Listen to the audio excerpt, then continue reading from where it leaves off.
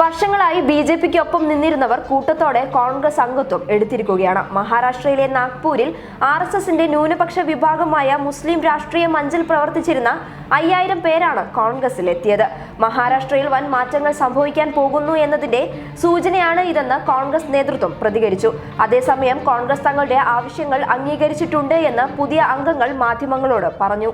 മുസ്ലിം രാഷ്ട്രീയ മഞ്ചിന്റെ പ്രാദേശിക നേതാവ് റിയാസ് ഖാനാണ് കോൺഗ്രസിൽ ചേരുന്ന കാര്യം മാധ്യമങ്ങൾക്ക് മുന്നിൽ പ്രഖ്യാപിച്ചത്. നാഗ്പൂരിലെ കോൺഗ്രസ് സ്ഥാനാർത്ഥി നാനാ പട്ടോളിയെ പിന്തുണയ്ക്കുമെന്നും അവർ പ്രഖ്യാപിച്ചു. നാഗ്പൂരിൽ BJPയുടെ സ്ഥാനാർത്ഥി മുതിർന്ന നേതാവ് നിതിൻ ഗഡ്കരിയാണ്. കോൺഗ്രസ് സ്ഥാനാർത്ഥി നാനാ പട്ടോളിയും. ശിവസേനയുടെ പിന്തുണയോടെ മത്സരിക്കുന്ന BJPക്ക് വിജയം ഉറപ്പാണെന്ന് പാർട്ടി നേതാക്കൾ പറയുന്നു. ഈ സാഹചര്യത്തിലാണ് 5000 പേർ മുസ്ലിം രാഷ്ട്രീയ മഞ്ചിൽ നിന്ന് രാജിവെച്ചതും കോൺഗ്രസിൽ ചേർന്നതും. ഇത് കോൺഗ്രസ് നേതൃത്വത്തിന് ആത്മവിശ്വാസം നൽകിയിട്ടുണ്ട്. മുസ്ലിം രാഷ്ട്രീയ മഞ്ച് വിടുന്നതിന് മുൻപ് ഇവർ കോൺഗ്രസ് നേതൃത്വവുമായി ചർച്ച നടത്തിയിരുന്നു. റിയാസ് ഖാന് പുറമെ മറ്റു പ്രാദേശിക നേതാക്കളായ സുശീല സിൻഹ, ഇഖ്ര ഖാൻ എന്നിവരും രാജിവെച്ചവരിൽ പ്രമുഖരാണ്. ഇവർ ഒരുമിച്ചെത്തിയാണ് മാധ്യമങ്ങളെ കണ്ടത്. കോൺഗ്രസ് സ്ഥാനാർത്ഥി നാനാ പട്ടോളിയും ഇവർക്കൊപ്പം ഉണ്ടായിരുന്നു. നാമമാത്രമായ പരിഗണനയാണ് BJP മുസ്ലിങ്ങൾക്ക് നൽകിയതെന്ന് റിയാസ് ഖാൻ പറഞ്ഞു.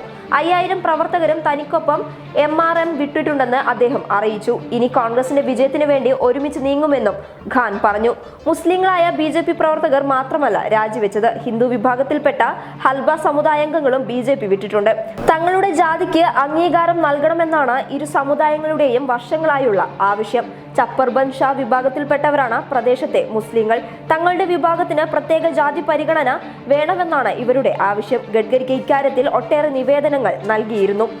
BJP ചപ്പർബന്ദ് ഷാ സമുദായത്തിന്റെ എല്ലാ ആവശ്യങ്ങളും തള്ളി. തുടർന്നാണ് ഹൽബ സമുദായത്തിലെ അംഗങ്ങൾക്കൊപ്പം MRM വിടാനും കോൺഗ്രസിൽ ചേരാനും ഇരു വിഭാഗവും തീരുമാനിച്ചത്.